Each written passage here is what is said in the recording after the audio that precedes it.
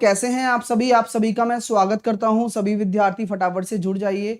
आप सभी का तहे दिल से स्वागत है इंडिया की number 1 study channel wifi study पर पार्ट ऑफ एन अकेडमी। जैसा कि आप सभी को पता है, टारगेट द मैथ हमारा डेली क्लास चलती है, जिसका 11 बजे अपना सेशन चलता है। रेशो प्रपोर्शन, पता नहीं इस चैप्टर से काफी अच्छा प्यार है मुझे अपने आप में, क्योंकि ये काफी कूल चैप्टर है। बहुत सारी चीजें हमें नई सीखने को मिलती हैं, जैसे कि योगांतर अनुपात हो गया, लड़ाई कंसेप्ट्स हो गए, बहुत सारी चीजें हमें लगातार सीखने को मिलती हैं। मैं आप सभी विद्यार्थियों का तहे दिल से स्वागत करता हूं। सभी विद्यार्थी वीडियो को शेयर जरूर कर दीजिएगा अपने दोस्तों तक। हाँ नहीं क्लास तो होगा भाई, तबीयत रात को खराब हुआ था, है ना। अब दवाई ली और फिर जब ठीक हो गया तो अब ठीक है, मतलब थोड़ा बहुत अभी है मतलब, लेकिन हाँ ठीक है, चल जाएगा। मतलब अब दर्द नहीं है सिर में, है ना, कोई दिक्कत नहीं। तो अब कोई टेंशन नहीं है, पढ़ाई करते हैं जोरदार तरीके से। साथ के साथ में टारगेट द मैथ 11 AM आपका जो चलता है ये कंटिन्यू चल रहा है, और मंडे टू फ्राइडे ये चलती है क्लास। 12:30 बजे ग्रुप डी के लिए जो सेट होते हैं वो चलते ही रहेंगे अपने। 5 बजे मेरा नया फाउंडेशन बैच आ रहा है, तो आपके लिए गुड न्यूज है कि नया फाउंडेशन बैच 17 तारीख यानी कि कल से लॉन्च हो रहा है। उसके बाद जो मेन बैच है वो 25 से आएगा, तो आज ही आप ज्वाइन कर लें, है ना। मेरा आपसे ये कहना है कि अगर आपको डिटेल में पढ़ना है तो ज्वाइन टुडे नाउ। 6:30 बजे हमारे पास इसका टेस्ट होता है डेली बेसिस पे। जो भी पढ़ेंगे आज हम बहुत कुछ पढ़ने वाले हैं, लाइक प्रपोर्शन पढ़ने वाले हैं, कॉइन्स पढ़ने वाले हैं, है ना। बहुत सारी चीजें हैं आज तो यार, है ना, बहुत मजा आएगा आज। ठीक है, चलिए तो यहां पर हम कह सकते हैं 8 PM पर कैच द मैथ आपका मॉक टेस्ट होता है, और ये लगातार चल रहा है। तो बस कंटिन्यू है ना, चिंता ना करो, बढ़िया तरीके से और मस्त जोरदार तरीके से पढ़ाई करनी है। सभी कॉम्पिटिटिव एग्जाम्स के लिए आपको मैंने पढ़ा रहा हूं। मैं आपको ये दावा करता हूं, आप में से देखो, ये मैं मुंह से तो क्या कहूंगा, लेकिन विश्वास में इतना दिलाता हूं कि मतलब कुछ पिछले 4 दिनों में ही मैंने देख लिया। ये वाला पेपर भी मैंने पिछले 4 दिनों में देखा है, SSC CGL भी मैंने पिछले 4 दिनों में देखा है, मैंने SBI क्लर्क भी पिछले 4 दिनों में देखा है, और मैंने RRB जो क्लर्क PO है ये भी मैंने पिछले 5 से 7 दिनों में मैंने ये 4 एग्जाम देखे हैं। रेलवे का तो कोई हुआ नहीं, क्योंकि रेलवे तो हम पहले ही अब बता चुके हैं कि भाई हमारा पेपर आ जाता है, हम जो क्वेश्चन कराते हैं। लेकिन ये पिछले 4 दिनों में ये जितने भी एग्जाम हुए हैं, SSC, बैंक और रेलवे, आप है ना सिंगल क्वेश्चन बाहर नहीं निकाल सकते हो। आप बच्चों से पूछना एक बार जो कंटिन्यू हमसे पढ़ रहा है, ठीक है। तो ये बड़ी बात है, और ये आप लोगों को कॉन्फिडेंस दे रहा है कि आप पढ़ रहे हो तो आपको रिजल्ट मिल रहा है उसका, और ये जरूरी है ना। तो इसलिए कभी भी ये मत सोचो कि आप टफ पढ़ने से सब काम होता है। एग्जाम रिलेवेंसी के साथ स्पीड को गेन करने से काम होता है। अगर कोई आपसे बोले ना, अरे यार टफ क्वेश्चन करो, टफ क्वेश्चन ना करने की बजाय हम उन क्वेश्चंस को करें जो हमारे स्कोर में वृद्धि कर पाए और हम उन्हें स्पीड से कर पाए। यही खेल है बस, है ना। चलिएगा, PET के लिए एवरेज करवा दीजिए। सारे चैप्टर होंगे भाई, एवरेज भी आएगा, है ना। चलिए, तो इसके बाद टाइम एंड वर्क होगा, pipe and system, SICI average भी होगा, है ना, चिंता ना करो। साहिल 10 एज ए कोड लगाकर आपको अनअकैडमी पर मेरे नए कोर्स में जुड़ना है। आप बढ़िया तरीके से जुड़िए, किसी भी कैटेगरी में भी जुड़ते हो तो भी डिस्काउंट मिलेगा। SSC में मेरा नया कोर्स कल से आ रहा है। 6:30 बजे टेस्ट होता ही है, 6:30 बजे मंडे टू फ्राइडे टेस्ट चलता है। साथ के साथ आपका 32 नंबर सेट होने वाला है 8 PM पर, जो कि हम डेली करते हैं रात को 8 बजे मॉक टेस्ट। ये 12:30 बजे चलेगा ही। सक्सेस बस एक ही कला पे निर्भर करती है, वो है हार्ड वर्क। सफल होना चाहते हो ना तो एक ही आर्ट है, बस मेहनत करो, ठीक है। चलिए, हाँ स्टार्ट करें, चलो लेट्स बिगिन द टॉपिक। और 5 चीजें डिब्बे में डाल देना, कचरे के डिब्बे में। अब मैं स्टार्ट करना चाहता हूं। सबसे पहले मैं आपको जो डिस्कस करने वाला हूं, सबसे पहले मैं आपके सामने डिस्कस करने वाला हूं कॉइन बेस्ड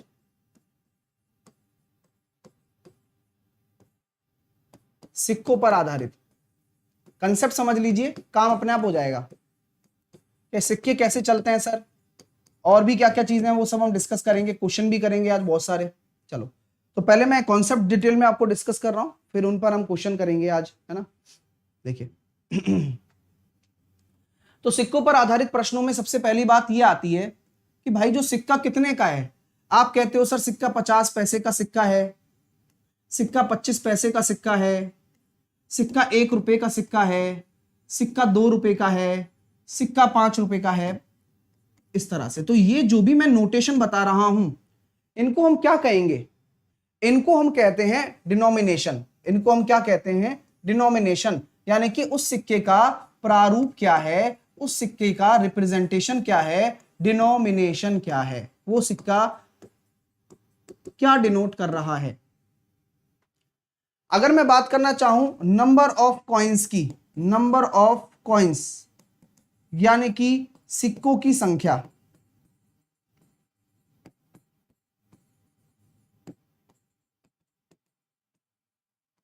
कि अगर मैं बात करना चाहूं, मान लीजिए कि ये मेरे पास 5 सिक्के हैं, या मैं बोल देता हूं ये मेरे पास 10 सिक्के हैं, ये मेरे पास 4 सिक्के हैं, ये मेरे पास 2 सिक्के हैं, ये मेरे पास 1 सिक्का है, ये मेरे पास 2 सिक्के हैं। ठीक है, तो ये हमने क्या मानी है, सिक्कों की संख्या मानी है। अब आप मुझे बताइएगा कि भाई अब आएगा क्या, इन दोनों को गुणा करने पर क्या निकल कर आएगी, आपकी वैल्यू निकल कर आएगी, आपकी मान निकल कर आएगा, आपका मूल्य निकल कर आएगा। भाई है कितना रुपया, तो आप ये कह सकते हैं डियर स्टूडेंट कि गुरुजी 50 पैसे की अगर 10 सिक्के आप ला रहे हो, यानी कि मेरे पास जो रुपया इकट्ठा हो गया वो 5 रुपए टोटल इकट्ठे हो गए। 25 पैसे के 4 सिक्के ला रहे हो तो गुरुजी मेरे पास 1 रुपया इकट्ठा हो गया, क्योंकि 100 पैसा मतलब 1 रुपया, 500 पैसा मतलब 5 रुपया, 2 रुपया डायरेक्ट ही आ रहा है क्योंकि ये रुपये में है तो 2 रुपया ही आएगा। यहां आपके पास भी 2 रुपया आने वाला है और यहां आपके पास 10 रुपया आने वाला है। तो इस तरह से मैं अगर कहूं कि ये एक थैले में उपस्थित डिनोमिनेशन और उनके सिक्कों की संख्या है, तो आप मुझे बताइए उस थैले में टोटल कलेक्शन कितना हो जाएगा, टोटल पैसा कितना इकट्ठा होगा इस थैले में। तो आप जब इस चीज को देख रहे हैं 6 और 4 10 और 10 20 रुपए हमारे पास इकट्ठे हो जाएंगे, टोटल कलेक्शन 20 रुपए का हो जाएगा।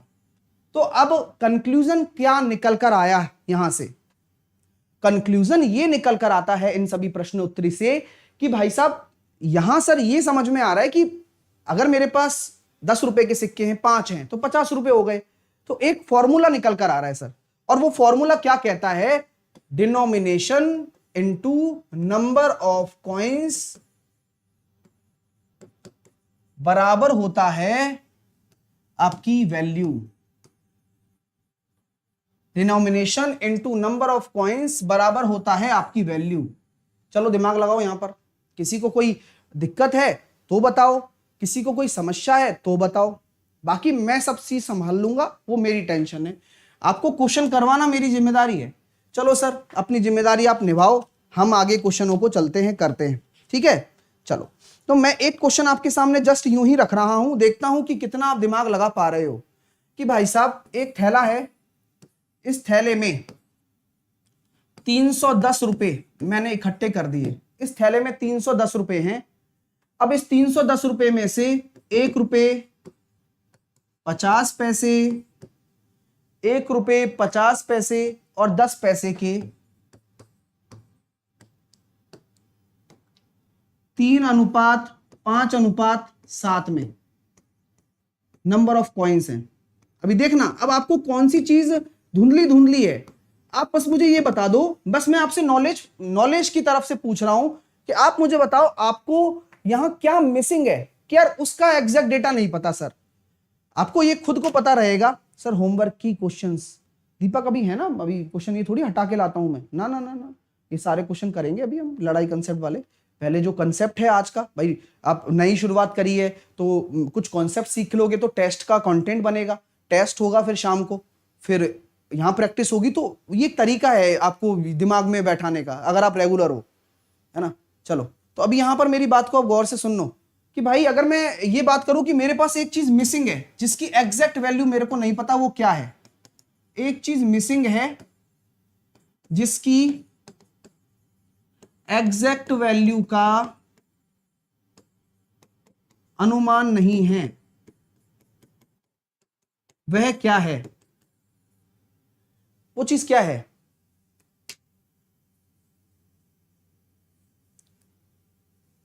बताओ एग्जैक्टली सर, कॉइन्स रेशो में दे रखे हैं, क्योंकि रेशो का मतलब कोई एग्जैक्ट वैल्यू थोड़ी होता है, रेशो का मतलब तो उनका अनुपात है।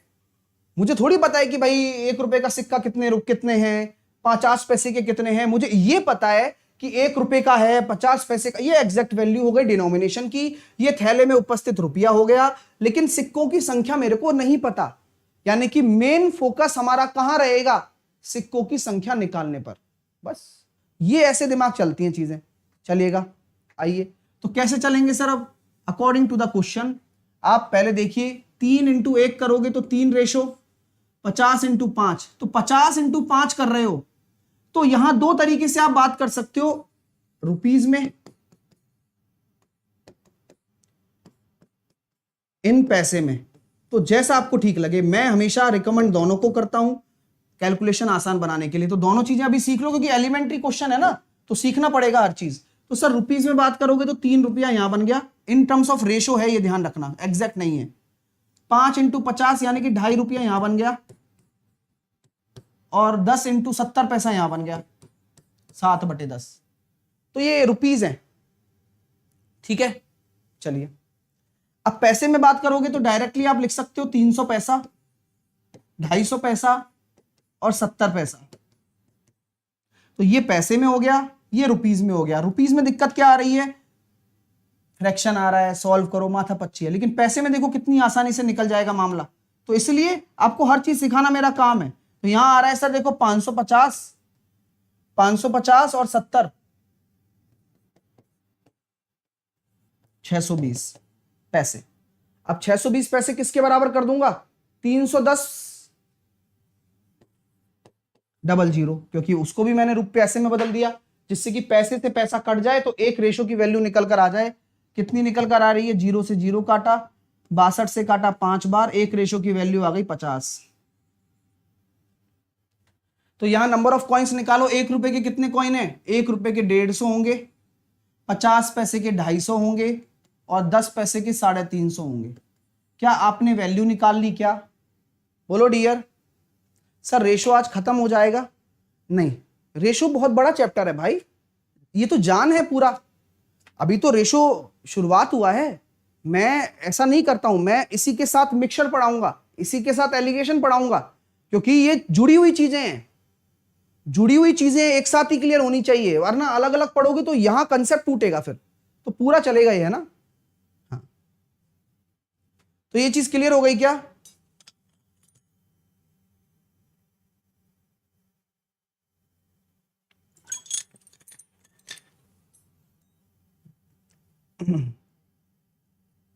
ठीक है, ये चीज क्लियर हो गई क्या आप लोगों को। अभी मजा आया आपको ये सीखने में कि हमने रुपीस की बजाय पैसे में जाना उचित समझा, कैलकुलेशन आसान हो गई। अब अगला प्रश्न आप लोग बनाएंगे, दिमाग लगाकर बनाओ। एग्जाम्पल दे रहा हूं, बस एक ही फॉर्मूले पे सारी चीज टिकी हुई है और आपको पता है वो फॉर्मूला, फटाफट से कमेंट बॉक्स में लिखो, इतने में एग्जाम्पल लिखता हूं। वो फॉर्मूला क्या है, जल्दी से कमेंट बॉक्स में लिखो, फिर मैं एग्जाम्पल लिखता हूं। एक थैली में 50 पैसे, 25 पैसे और 10 पैसे,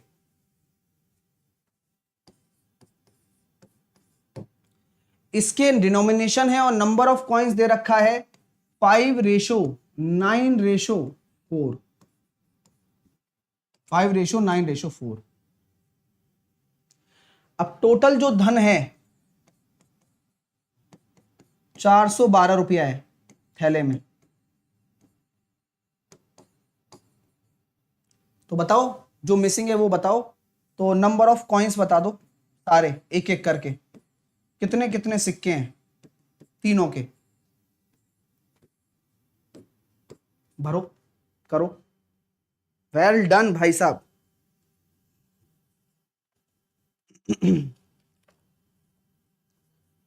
मजा आ गया, जिस तरह से आपके आंसर्स आ रहे हैं बहुत बढ़िया लग रहा है। जो कमेंट, यही होता है यार, भूलोगे ही नहीं कभी ऐसे, अगर मजा आता रहेगा तो।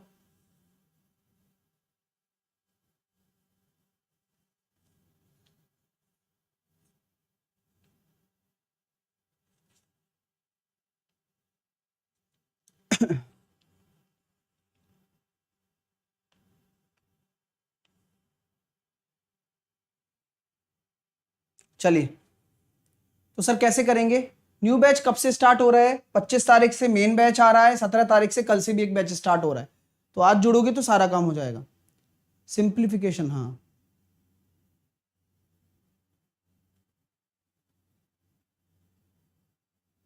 चलिए अब हम ये कहते हैं सर किस में लेके चलूं। मैंने कहा भाई देखो आपको ये मैंने पहले ही सलाह दी है, पैसे में ले लो बढ़िया रहता है। यानी कि सर ये 250 पैसा हो गया, 25 नमा 225 हो गया और 10 चौके 40 हो गया। यानी कि यहां अगर मैं बात करना चाहता हूं तो ये 290, 490 और 490 और अपने पास 25 और जुड़ जाएगा, ये हो जाएगा अपने पास 515। 515 पैसे बराबर 412 पैसे में ही लिखना है तो 412 एक रेशो की वैल्यू आपको कैलकुलेट करनी है। ये 515 ही आ रहा है, वेल डन। देखो भाई सबको ठीक है ना, 250, 25 नमा 225, 40, ये हो गया अपने पास 40 और 0 5 5 6, ओहो 6, ओहो गड़बड़ हो गई, यहाँ पर आएगा 5 और यहाँ आएगा 4 और 2 6 और 5 11, सही है, 1 5 ठीक है। अब इसको काटा पीटी देखो क्या आ रही है भाई। किससे जा रहा है, 5 से जा रहा है क्या, 5 एकम 5, 5 थिया 15, कट ही रहा है, देख रहा है साफ साफ। 412 इंटू 5 से काटेंगे 20, 103 से कट गया कितनी बार, 4 बार। एक रेशो बराबर हो गया 80, एक रेशो बराबर 80 हो गया। तो यहाँ 5 रेशो की वैल्यू कितनी है, 400, यहाँ 8 नम 72, 720 और ये हो गया 8 चौके 32, 320। मामला सेट है क्या, मजा आया क्या, यस या नो में जवाब दे दो। सर फेस वैल्यू ऐसा कुछ पढ़ाया था पहले, हाँ याद आ रहा है क्या, हैं कहीं गुजरे होंगे, याद आया होगा, पढ़ाया तो है पहले सिंप्लीफिकेशन में। बातें तो तुम करण अर्जुन वाली कर रहे हो। फेस वैल्यू ऐसा कुछ पढ़ाया था क्या पहले, बिल्कुल पढ़ाया था गुरुजी, आप कहां थे। चलिए तो क्लियर हो गया भाई, कॉन्सेप्ट समझ में आया आप लोगों को। बहुत अच्छा लगा मुझे कि आप सभी के आंसर बिल्कुल सही आ रहे हैं, जैसा कि मैं कमेंट में देख पा रहा हूं। चलिए अभी थोड़ा सा और इंतजाम करते हैं आपके लिए अगले प्रश्न का, अगला एग्जाम्पल के साथ में। एक एग्जाम्पल देता हूं, आप उसका जवाब दीजिए। एक बढ़िया क्वेश्चन आपके सामने रखता हूं, थोड़ा सा दिमाग लगाना पड़ेगा, गलत मत करना, सिक्कों पर ही आधारित है और आज पूरा टेस्ट बनेगा बढ़िया वाला, सिक्कों पर आधारित वाला, ठीक है। अभी देखो कितना बढ़िया क्वेश्चन आपके सामने आएगा, देखना। आइए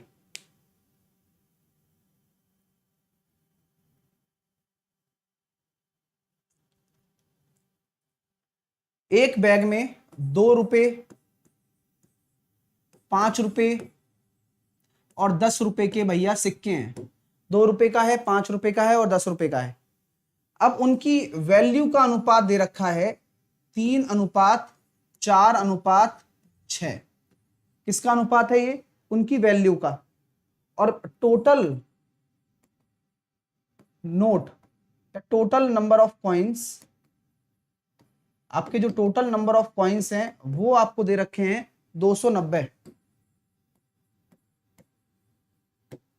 तो बताओ भाई इंडिविजुअली बताओ कि सबके कितने कितने होंगे, 2 रुपए, 5 रुपए और 10 रुपए के कितने कितने होंगे। चलो जवाब दो।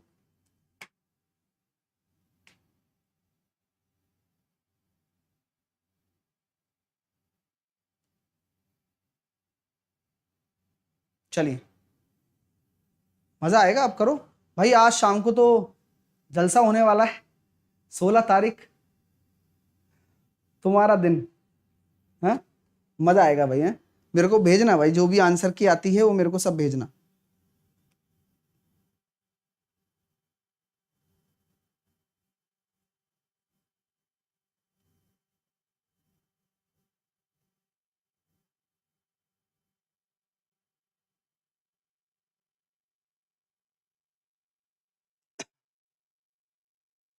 तो कैसे करेंगे डियर, देखिए यहां हमारे पास सर क्या है, ये वैल्यूज दे रखी हैं। अब आपको कॉन्सेप्ट समझना होगा डियर, ऐसे नहीं चलेगा काम। आपको मैंने अभी बताया था कि डिनोमिनेशन इनटू आपकी नंबर ऑफ कॉइंस बराबर ही तो वैल्यू होती है। अब यहां आपको किसके रेशो की जरूरत है, आपको कॉइंस दे रखे हैं, अरे मिट ही गया, देखा रख, आपको कॉइंस दे रखे हैं तो आप चाहते हो कि आपके पास क्या हो, नंबर ऑफ कॉइन्स का रेशो आए। अब नंबर ऑफ कॉइन्स का रेशो निकालना चाहते हो तो आप वैल्यू अपॉन डिनोमिनेशन करना चाहोगे, नहीं करना चाहोगे? ठीक है, हाँ। देखो भाई, जिनके भी मार्क्स 80+ आ रहे हैं, टू बी ऑनेस्ट तैयारी शुरू कर देना, बढ़िया वाली, जोरदार मजे आने वाला है, और बढ़िया टॉप पोस्ट के लिए, क्योंकि बहुत सारी अलग अलग पोस्ट है ना उसमें, अंडर ग्रेजुएट वाली भी हैं, ग्रेजुएट वाली भी हैं, तो फर्क पड़ेगा, है ना, हर चीज का एक अपना एक कट ऑफ होगा। तो ऐसा नहीं है कि आप रह जाओगे वहां, मुझे लगता है कि कहीं ना कहीं तो आपको टिकाएगा, क्योंकि एनटीपीसी में मैंने देखा था कि ग्रेजुएट और अंडर ग्रेजुएट दोनों पोस्ट है ना, तो डर तो लगेगा, गला भी सूखेगा, लेकिन डर के आगे जीत है भैया। और सब अपनी अपनी वो बना देना रिएक्शन वीडियो, रिजल्ट आ दी अरे ऐसे मत बनाना, वो जब फाइनल आएगा तब बनाना, ठीक है? कुछ जो नो जॉब लगे, फिर मोहल्ले में मजाक उड़ जाएगा तुम्हारा खामों का, ठीक है? तो यहां पर हमारे पास क्या है, वी और डी है। तो वी और डी है, तो यहां पर देखो भाई 3 बटे डिनोमिनेशन कितना है, 2 रुपया, अनुपात लेना है 4/5, 6/10,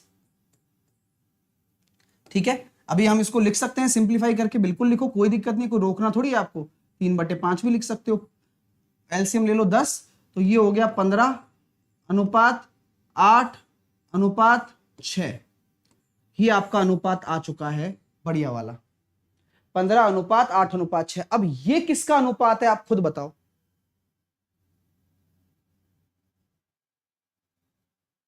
अरे बच्चा कह रहा सर मैंने तो 66 अटेम्प्ट किए। अरे मैं वो बता रहा हूं जो बिल्कुल सेफ रहेंगे, अब बाकी तो पेपर के नॉर्मलाइजेशन के ऊपर डिपेंड भी तो करेगा ना भाई। जिसका मतलब हल्का पेपर रहा उसके 80 मार्क्स, और आपका पेपर अगर टफ हुआ उसके 66 मार्क्स, हो सकता है कि पार कर जाएं। और इनका फॉर्मूला गजबी काम करता है भाई, अभी देखेंगे क्या होता क्या है। अभी आप ध्यान रखिए, मैंने भाई वो कट ऑफ नहीं बताया, मैंने वो थ्रेशोल्ड बताया है। Cut off is the minimum point two qualify, ये मैंने टॉप पॉइंट बताया है। आई बात समझ में, दोनों में फर्क पता है ना? This is the cut off point. Cut off मतलब लटकना, बिल्कुल लटक गए सर, हो गया सिलेक्शन, बिल्कुल कट ऑफ ही पार की है। और ये जो 80+ है वो टॉप पॉइंट है, मैंने ये कट ऑफ नहीं बताया है। सो इसके बीच में कितने लाख बच्चे होंगे तुम्हें पता है क्या? सो ये बात ध्यान रखना। थोड़ा सा गला खराब है, पता नहीं क्यों। तो अब मैं इसमें बांट देता हूं, तो 15 और 8 23, 23 और 6 29, 29 रेशो बराबर कितना आ रहा है, 290। ये अपने पास, अरे सॉरी रुपीज में नहीं लिखना रहा था मेरे को, ये कॉइन्स है तो कुछ नहीं आएगी यूनिट। तो 1 रेशो बराबर 10, तो यहाँ 1 रेशो बराबर 10, तो सिक्के कितने हो जाएंगे, 150, क्योंकि वो सिक्कों का अनुपात ये है। ये अनुपात मत ले लेना, मामला खराब कर दूंगा। हाँ यहाँ पर ओहो, हाँ ठीक है, यहाँ पर हो गया 80 और यहाँ पर हो गया 60। तो नंबर ऑफ कॉइन्स का रेशो ये है, तो नंबर ऑफ कॉइन्स ये आएंगे, है ना? तो ये क्या है, नंबर ऑफ कॉइन्स हैं। मेरी बात को अब ध्यान से सुन लो, ठीक है सर? अब मैं आपसे पूछना चाहता हूं, है कितने रुपये बताओ, सबकी वैल्यू बताओ। तो सर यहां पर हम देख रहे हैं 150 कॉइन है 2 रुपए के, तो 300 रुपए ये हो गए। 80 कॉइन है 5 रुपए के, 400 रुपए ये हो गए। 60 कॉइन है 10 रुपए के, तो 600 ये हो गए। तो ये रुपीज हो गए अब आपके। तो अगर आप पूछे थैले में कितने रुपए थे, 600, 400, 1300 रुपए थे, तो थैले में कितने रुपए हैं टोटल, तो ये भी आप बता सकते हो। तो ये बहुत अच्छा क्वेश्चन मैंने आपको कराया है, मतलब ये टॉप लेवल क्वेश्चन है, एक के पीछे 2 बनते हैं।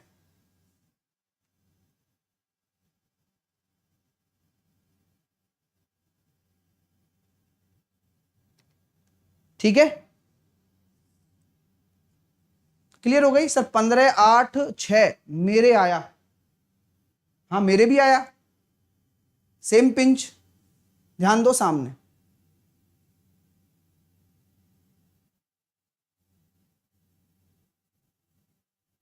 गर्म पानी पी लिया वो हो गया होगा ना, क्योंकि कल मैं बहुत स्कूटी चलाई तो धूल मिट्टी चली जाती है, मैं वैसे निकलता तो हूं नहीं, तो इस वजह से हो गया होगा शायद।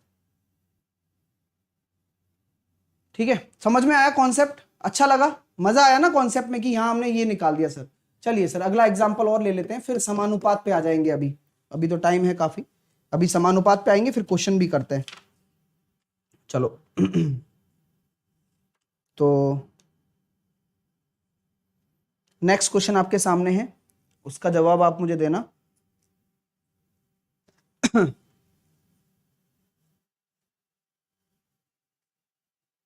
1 रुपये 50 पैसे, अब अटकना नहीं है ना, अब इस बार सही आना चाहिए सबका। 1 रुपये 50 पैसे और 10 पैसे के सिक्के का जो अनुपात है वो 3:4:10 है। टोटल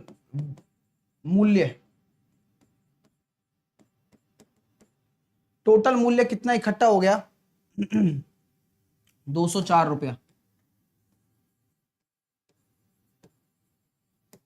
तो नंबर ऑफ कॉइन्स बता दो।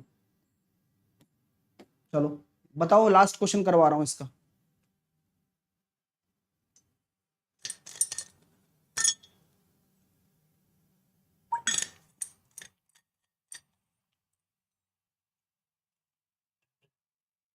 अरे भाई, मेरा स्कूटी चलाना इतना बड़ा मुद्दा बन गया। आप लड़की हो, मतलब स्कूटी चलाने वाले से लड़की की पहचान हो जाती है भाई? तो गोलगप्पे खाने वाले से भी हो जाती होगी, मंचूरियन खाने वाले से भी हो जाती होगी फिर तो, और मोमोज खाने से भी हो जाती होगी फिर तो, घनचक्कर ना हो तो।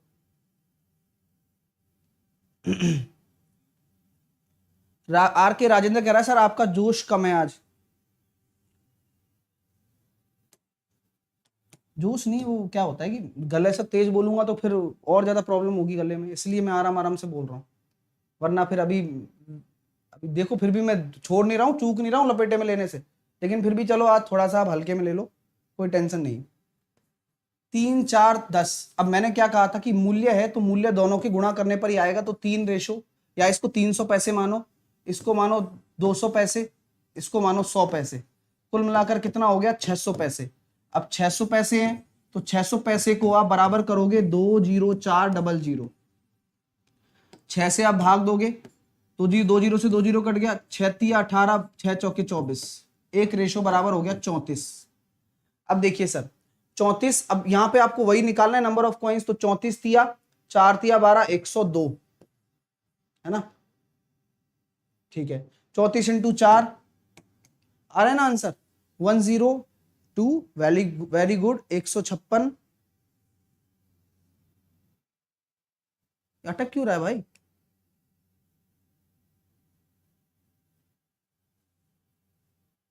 हाँ, ऐसी खिटिक खिटिक खिटिक क्यों हो रही है फोटो खींच रही हो जैसे?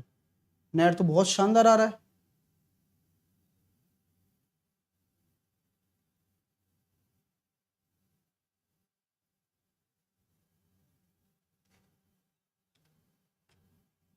यूट्यूब की दिक्कत है, अपनी नहीं है ना सर। ये आ रहा है कितना?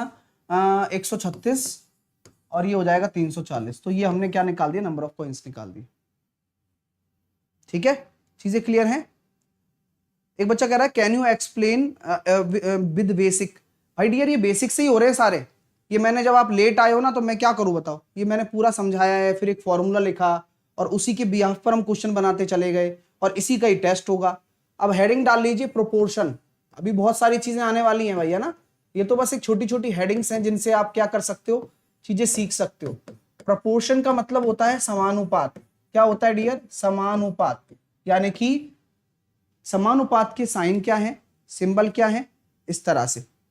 ठीक है, आइए, तो समानुपात का सबसे बड़ा मतलब क्या होता है कि जब ये अगर किसी के बीच में आ गया ना, इसका मतलब होता है समानुपात, यानी कि दो अनुपात, लिख लो, दो अनुपात इक्वल हैं, दो अनुपात इक्वल हैं, उसी को ही हम क्या बोलते हैं? समानुपात बोलते हैं।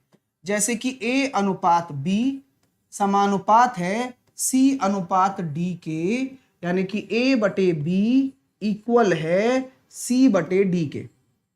आई बात आपको समझ में? यस सर, आ गई। तो इसी को ही हम समानुपात कहते हैं सर। ठीक है सर, बहुत अटक रहा है। अब यार क्या करूं बताओ, यहां तो मतलब बहुत शानदार नेट आ रहा है, क्या पता ज्यादा की वजह से अटक रहा हो।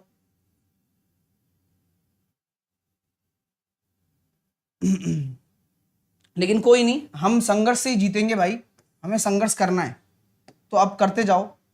ठीक है, तो दो अनुपात आपके समान हो जाते हैं तो ये हो जाता है। अब कभी कभार ऐसा क्वेश्चन पूछा जाएगा पेपर में कि सर 2:x समानुपात लिख दिया 4:9, तो x की वैल्यू क्या दोगे आप?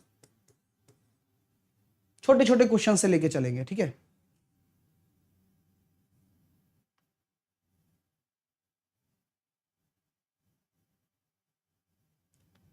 कृपया करके शांति का योगदान दें। बोले सर हमारे पास तो है ही नहीं, वो वाली नहीं चाहिए। आइए, 2/x बराबर 4/9, you can calculate easily. So x की वैल्यू निकल कर आ गई 9/2।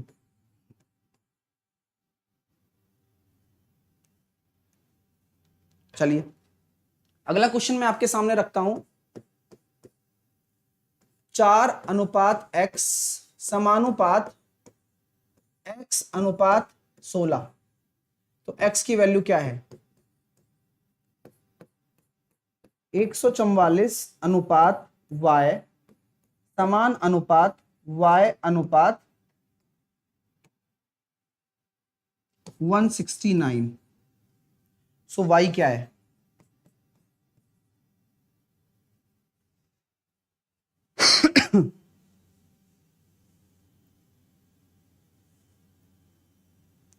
सो जो नॉलेज आपको दी है उसी को फॉलो करना है कि सर समानुपात का साइन है, इसका मतलब होता है इक्वल। इसका मतलब क्या होता है? इक्वल, यानी कि 4/x is equals to x/16। तो बेसिकली अभी आपको पता लग जाएगा क्रॉस मल्टीप्लाई करके 64, तो x की वैल्यू हो गई 8।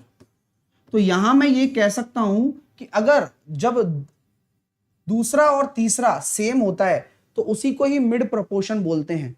सो अभी मैं इनके बारे में एक्सप्लेन करने वाला हूं नेक्स्ट स्लाइड में। सो अभी आप पहले समानुपात को सॉल्व करना सीखो। CHSL में आपके सभी क्वेश्चन आए। थैंक यू अजय, बस मेहनत करते रहोगे तो सारे ही मिलेंगे, हर जगह मिलेंगे। ठीक है, तो यहां हम वही कॉन्सेप्ट लगाएंगे। तो y² बराबर अब क्या हो गया? √144 इंटू 169। सो ओ वाई, तो y बराबर हो गया सर 12 गुणा 13 यानी कि 156। तो 156 आपका जो होगा वो राइट आंसर होने वाला है। यार आज बहुत अटक रहा है भाई, दिक्कत है। आपका गलती नहीं है, गलती दिक्कत नेट की है, वो बीच बीच में छोड़।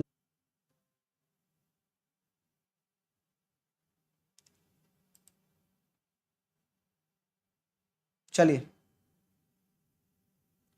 हाँ हाँ, अभी हीरा टूटेगा रामकरण, वहां भी तुम बुद्धू वाली बातें करोगे। अभी दिमाग लगाओ सामने, ठीक है।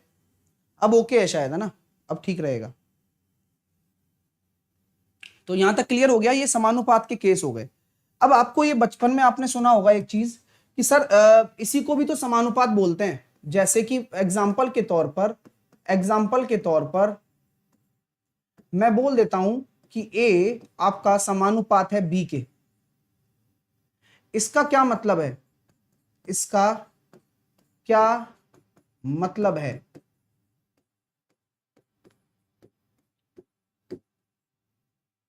बताओ। तो ये भी एक साइन जो होता है, ये किसका होता है? प्रोपोर्शन का साइन होता है। ये आपने बहुत जगह देखा होगा, फिजिक्स में देखा होगा, केमिस्ट्री में देखा होगा, जहां पर हम क्या करते हैं कि जब हमारा ये प्रोपोर्शनलिटी साइन हटता है, तो जब ये प्रोपोर्शनलिटी साइन हटेगा तो एक कांस्टेंट आ जाता है के। तो यह एक थ्योरम बन जाती है कि ए बराबर के बी, जहां के आपका क्या होता है? नियतांक होता है। के आपका क्या होता है? नियतांक होता है, एक कांस्टेंट पार्ट होता है। सुना होगा अभी। हाँ, अब ये जरूरी नहीं है कि हमेशा प्रोपोर्शनलिटी हो, इनवर्सली प्रोपोर्शनल होता है, directly proportional to the 1/a भी हो सकता है। सो ये सारी चीजें बनती चली जा रही हैं।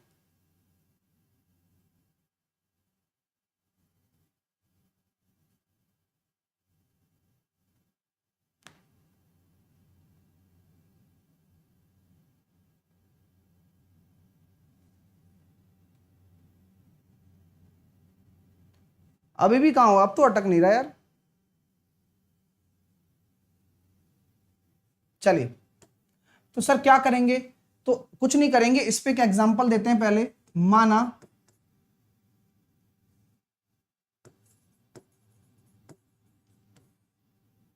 इस पे एक एग्जांपल देते हैं पहले। माना A is directly proportional to B है, जहां A का मान अगर 16 है तो B की वैल्यू कितनी है, 12 है। तो बताइए यदि A की वैल्यू 25 है तो B कितना होगा। तो ऐसे क्वेश्चन कई बार आ जाते हैं। कोई बात नहीं यार, पढ़ लो बस, है ना, सह लो, जो भी मुसीबतें हैं मुझे मिलकर सामना करवाना है तुमसे।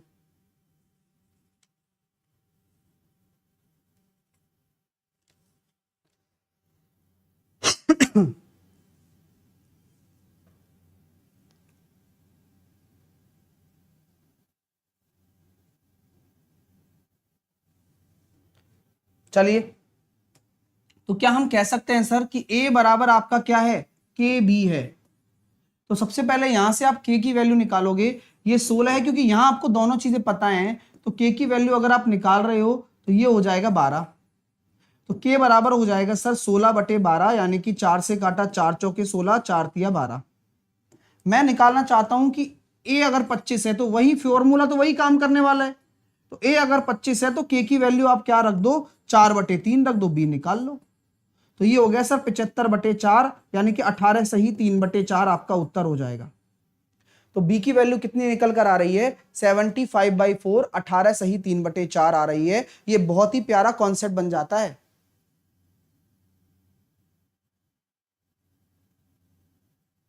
चीजें क्लियर हैं? हाँ,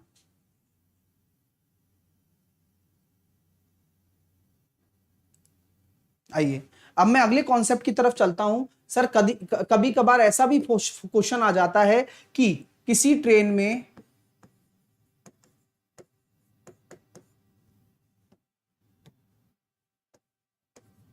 उसकी चाल डिब्बों की संख्या के वर्ग डिब्बों की संख्या के वर्गमूल के समानुपाती होती है,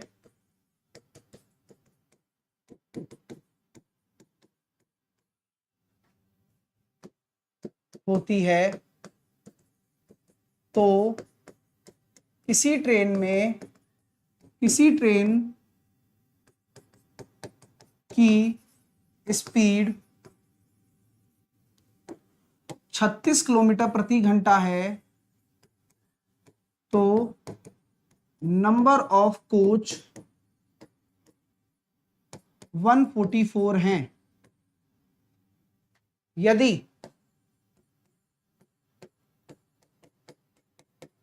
ट्रेन की स्पीड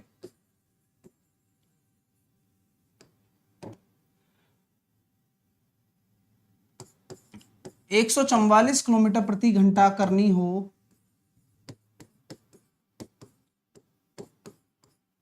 मतलब ट्रेन की जो स्पीड है यानी कि उसके इंजन की स्पीड अगर 144 प्रति घंटा हो तो कितने कोच पीछे होंगे, ये आपको बताना है। उसके कितने कोच अटैच होंगे उससे। हाँ, इंग्लिश में लिख देता हूं, जो नंबर ऑफ कोच हैं, डिब्बों की संख्या मतलब नंबर ऑफ कोच, उसके स्क्वायर रूट के प्रपोर्शन है। लिख लो, नंबर ऑफ कोच जो हैं उसके स्क्वायर रूट के प्रपोर्शन है, स्क्वायर रूट के प्रपोर्शन में है। किसके, नंबर ऑफ कोच के। मैं आपको एक बार लिख देता हूं, थ्योरी की बजाय मैं आपको न्यूमेरिक में लिखता हूं। मतलब इसका जो एक्सप्लेनेशन आता है वो इस तरह से बन के निकलेगा कि अगर उसकी स्पीड की बात कर रहे हो ना आप, तो speed is directly proportional to the under root of N. अब यहां से आपको 2 मिनट में समझ में आ जाएगा, तो उधर टेंशन ना लो आप। यहां एन आपका क्या है, नंबर ऑफ कोच यानी कि जो डिब्बे हैं उनकी संख्या है, और स्पीड आपकी ट्रेन की स्पीड है। ठीक है, सो अब मुझे आंसर बताइए आप।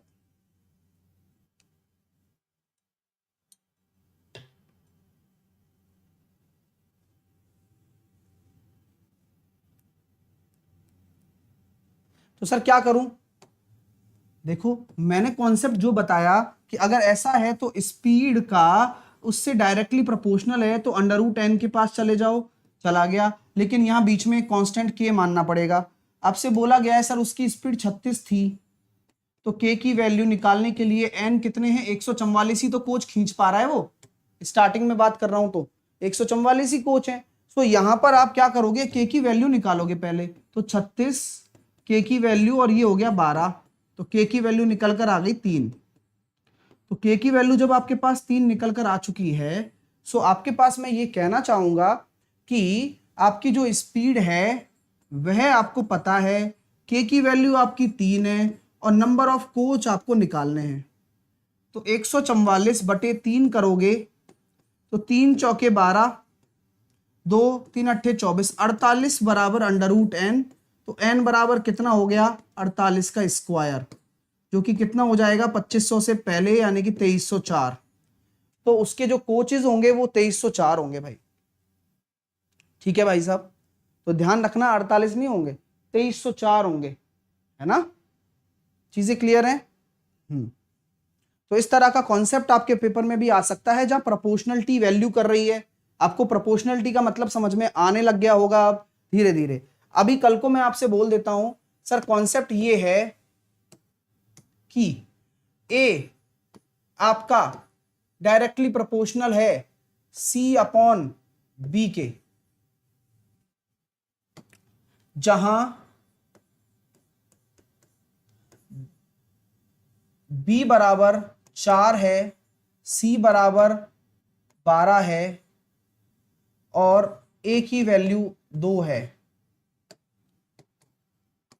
यदि ए की वैल्यू निकालनी हो और बी और सी 9 और सी आपको दे रखा हो 27, सो ए क्या होगा? अमित आप बताओ 48 का स्क्वायर क्यों लिया?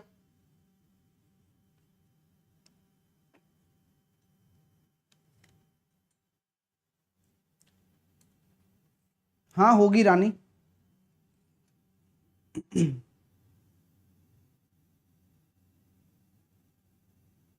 तो सर कैसे कॉन्सेप्ट के चल रहे हैं? मैंने कहा वही वही चल रहे हैं जो हिसाब है।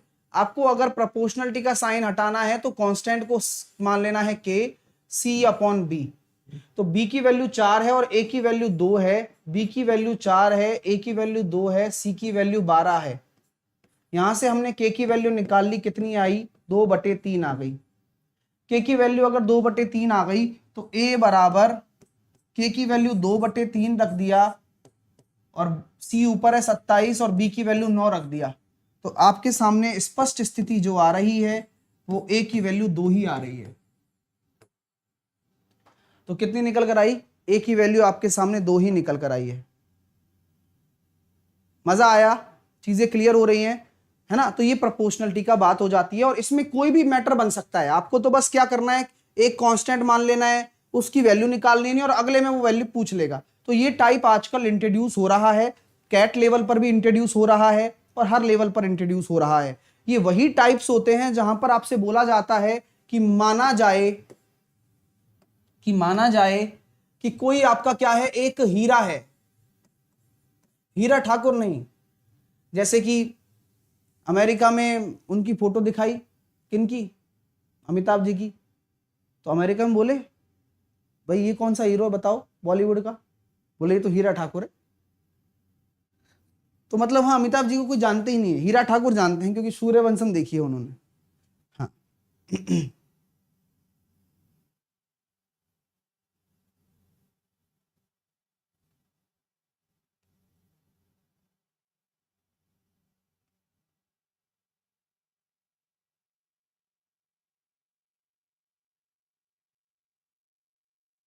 चलिए आगे मैं अगर चलना चाहूं तो आगे की बात हम कर रहे थे, हीरा टूटने वाली बात है ना। जैसे बोला जाता है किसी जो कि हमारा डायमंड है, मैं एग्जांपल दे रहा हूं कि अब आपको रिलेशन समझ में आएगा कि वो कैसे रिलेट करते हैं, है ना?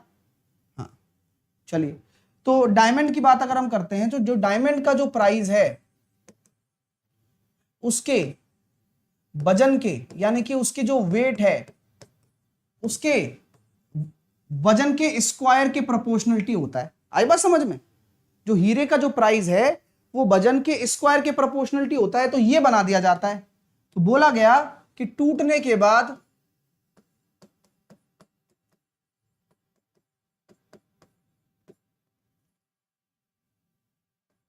वेट का रेशो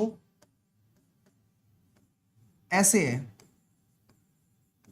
अब मान लो कि मैं 2 हिस्से में तोड़ू, 3 हिस्से में तोड़ू, मेरी मर्जी है। तो एग्जामिनर की मर्जी है, वो आपको 2:3 में तोड़ दे या आगे और तोड़ दे। लो भाई 4 में भी तोड़ दो, लो तोड़ दे भाई, तोड़ दिया।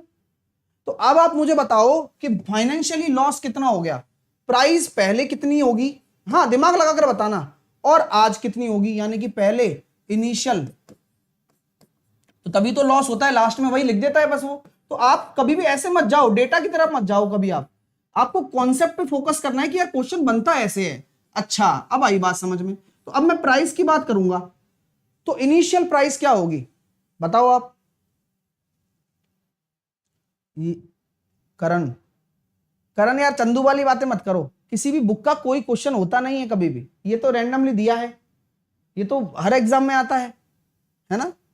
हाँ, तो आप ये दिमाग लगाओगे तो आपको ये दिमाग लगेगा कि भाई 4 और क्या कहते हैं 5 और 4 9, तो सर यहां होता है 9 टोटल। तो हमारा शुरुआत में 9 ही होगा ना, बाद में टूट के ऐसा है, और वजन तो सेम ही होगा। तो अगर मैं प्राइस की बात करूंगा सो इट विल बी वजन का स्क्वायर, सो 9 का स्क्वायर 81, लेकिन ये रेशो है, एग्जैक्ट वैल्यू है ही नहीं। एक बच्चा कह रहा है सर थोड़ा सा स्पीड में, वो मेरा मीटर सेट कर दो यार, आके खराब हो गया लगता है। हद है यार, कोई मतलब कोई वो थोड़ी लग रहा है कि 40 पे सेट कर दिया उसी पे चलेंगे सर, या 50 पे सेट कर दिया। समझाने के तौर पर समझाया जाता है, जब कंसेप्ट होता है तो अपने आप स्लो हो जाएंगे, जब क्वेश्चन होंगे तो हवा नहीं लगेगी, फिर कहोगे फास्ट हो रहा है। वही वाली बात है। अभी आप दिमाग लगाओ क्वेश्चन पे, हम कह रहे हैं ना चलना है, लेकिन मानते ही नहीं हो तुम। अलग अलग मैं वजन को ले रहा हूं, तो 2 का 4 हो गया, 3 का 9 हो गया, और 4 का 16 हो गया। 16 और 9 25 और 4 29। तो अब आपको दिख रहा है ना सर यही तो लॉस है। तो कितने का लॉस हो रहा है बताओ मेरे को, प्राइस के तौर पर आपको लॉस जो दिख रहा है वो कितने का दिख रहा है। तो 52 रेशो का लॉस दिख रहा है ना भाई, बस वही लॉस हो गया। अब आपको एग्जामिनर क्या करता है कि भाई साहब पैसों में 10,400 रुपए का लॉस दिखा देता है।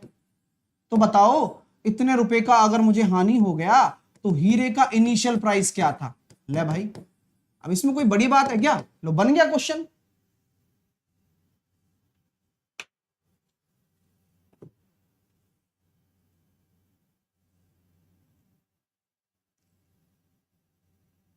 तो आज इन्हीं पर टेस्ट होगा 6:30 बजे, तैयार है ना, सबको आना है। तो अब आपका बस का मामला सेट है सर, ये 52 रेशो ही तो 10,400 के बराबर है, तो एक रेशो बराबर 200 आ गया।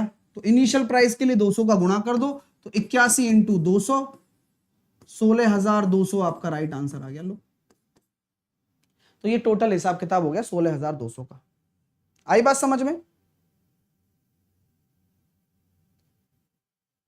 चलिए है ना।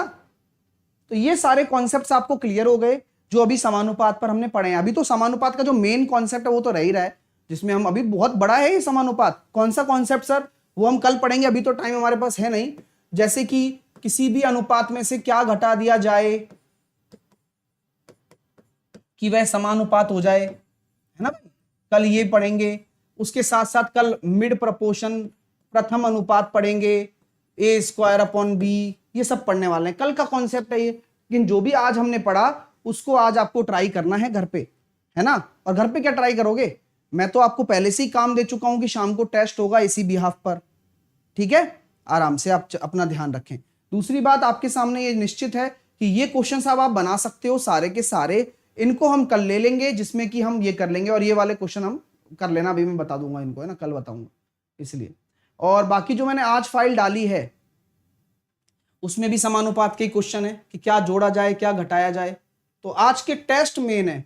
अब हीरा टूटने वाला कर सकते हो आप, हीरे के टुकड़े हो गए, हीरे के टुकड़े हो गए, ये प्रोपोर्शनलिटी वाला, ठीक है ना, तो ये आप कर सकते हो। ये भाड़े वाले सारे आ गए इसमें, जो भाड़ा देते हैं अधिक ज्यादा सब वाले आ गए, तो कंसेप्ट सारा रिवाइज हो जाएगा। कॉइन वाले कर सकते हो आप, कॉइन भी मैंने इसमें डाल दिए सारे टाइप के क्वेश्चंस, ठीक है, तो कॉइन भी डाल दिए। जो जो आपको कंसेप्ट हो गया है वो आप कर सकते हो, अन्यथा पेपर में आज जो टेस्ट होगा उसमें जो मैंने पढ़ाया है वही आने वाला है, ठीक है माय डियर स्टूडेंट। चलिए, सो ये आपके लिए है कि सक्सेस बस एक ही कला पे निर्भर करता है, वो है हार्डवर्क। हार्डवर्क के अलावा कुछ भी नहीं हो सकता। अगर क्लास वाकई में अच्छी लगी हो तो तुम लोगों ने लाइक ही नहीं किया है, बताओ यार, बस यहां दिल दुखता है भाई साहब। 12:30 बजे ग्रुप डी की क्लास होगी, 6:30 बजे टेस्ट होगा अनअकैडमी पर, आपको जुड़ना है। मैं नीचे कमेंट बॉक्स में लिंक डाल दूंगा, टेलीग्राम पर भी डाल दूंगा। साथ के साथ में आपको मैं बता देना चाहता हूं, ये हमारे पास मॉक टेस्ट नंबर 32 होगा, रात को 8 बजे होगा, बढ़िया तरीके से होगा। साहिल 10 कोड लगाकर आपको बढ़िया जुड़ना है वहां पर भी, ठीक है मेरे दोस्तों। और अच्छे से पढ़ाई करिए, टेंशन लेने की जरूरत नहीं है। साहिल 10 कोड लगाकर मेरा नया बैच आ रहा है, कल से न्यू बैच लॉन्च हो गया है, मैंने पहले ही बताया था। 17 से नया बैच आ रहा है और एक बिल्कुल फ्रेश बैच 25 से, और आज भी लास्ट क्लास है उसकी, तो वो भी मिल जाएगा। जिनको जुड़ना है आज जुड़िए और बस पढ़ाई शुरू करिए अपनी। मैं बता रहा हूं लाइफ चेंजिंग मोमेंट है ये आज आपके लिए। अगर आप मेरे साथ जुड़ते हैं ना तो ये एग्जाम मैं फुड़वाने की गारंटी लेता हूं, क्योंकि मैं एक आपको ऐसे, मैं बड़ी बातें तो क्या करूंगा यार, तुम्हें लगेगा कि सर बोलते ही बोलते हैं। मैं बता रहा हूं कि पेपर आता है यार, पेपर अपना आता है और आराम से पढ़ाई करो। बैंक हो, एसएससी हो, रेलवे हो, टेंशन लेने की जरूरत ही नहीं है। मैथ्स के तौर पर मैं आपके साथ में हमेशा खड़ा हूं और अच्छे से अच्छे कंटेंट को आपको दे रहा हूं, ठीक है। नीचे कमेंट बॉक्स में मैं डाल दूंगा पीडीएफ। अनअकैडमी लर्नर ऐप पर जाना है, एसएससी एग्जाम पर जाना है, जुड़ना है तो अभी से जुड़ना है, अन्यथा फिर देर हो जाएगी और फिर आपको बीच में जुड़ने में मजा नहीं आता है। शुरुआत शुरू से करो तभी अच्छा लगेगा। साहिल 10 कोड लगाकर जुड़ो, जिससे मुझे पता रहेगा कि आप जुड़ गए हो मेरे साथ में। साहिल 10 कोड लगाइए और जुड़ जाइए अनअकैडमी पर। अब डाउट की भी टेंशन नहीं है, फोटो खींचो डाउट आ जाएगा। अगस्त में आपको जो ऑफर है वो मिल जाएंगे साहिल 10 कोड लगाकर। तो आज ही जुड़िए मेरे साथ और अपनी तैयारी को ले जाइए अलग मुकाम पर। ये कॉम्बैट लगाइए साहिल 10 इनवाइट कोड लगाकर, और लाइक करिए, शेयर करिए और सब्सक्राइब करिए, ठीक है। चलिए ठीक है डियर। हाँ सारा जा चुका है ना, इसलिए आउट ऑफ स्टॉक आ रहा होगा, है ना, मिल जाएगा अभी स्टॉक में आते ही, ठीक है। तो टेक केयर, अपना ध्यान रखें, लव यू ऑल, प्यार देते रहें, प्यार बनाए रखें। आपसे मैं मिलूंगा अगली क्लास 12:30 बजे। खुश रहें, तंदुरुस्त रहें और व्यस्त रहें, पढ़ाई करते रहें, यही आपका काम है और इसी से ही आपका फ्यूचर है। Love you all, bye bye.